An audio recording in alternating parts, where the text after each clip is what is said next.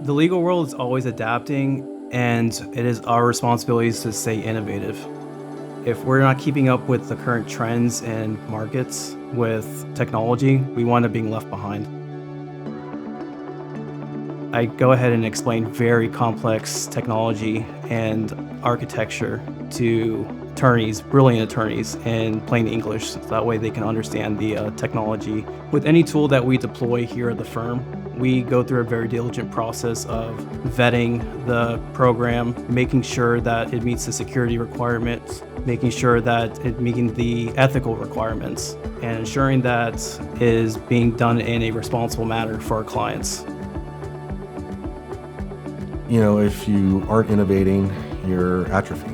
I don't know that every one of us enjoys the speed with which the world is evolving from time to time. At some point in time, you will find yourself, if you are not just staying ahead of things, you don't have to be on the cutting edge, but staying informed, staying focused. I've been in situations where the technology didn't get updated for a while, and then there's a huge gap, both in hardware and software and education for your users. Everything is so interconnected nowadays, and just trying to find out that balance of it's new and shiny, but does that mean it's the right fit for us? And you really have to kind of take a look at that.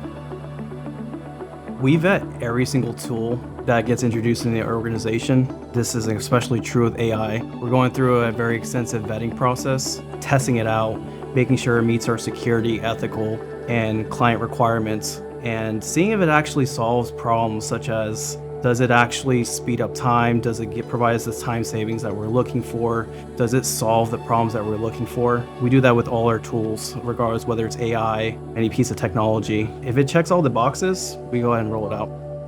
We're using AI in a number of different ways to make Cobb Cole better. The tools that we're utilizing are document management, legal research, and we're also using it to alleviate some of the administrative workload that we are experiencing here at the firm. People are really game to try something new. If it's brought to them from our committee and says, hey, this seems worthwhile, we don't get a lot of pushback. We have a lot of people they kind of trust the process, that if this is something worth discussing, it is in fact worth discussing. It's a crazy time in the world of technology, and it's an exciting time here at Cobb Cole. We are right now in the cusp of AI and having it rolled out within the organization. That's going to free up a number of different tasks and burdens that our staff and attorneys go through.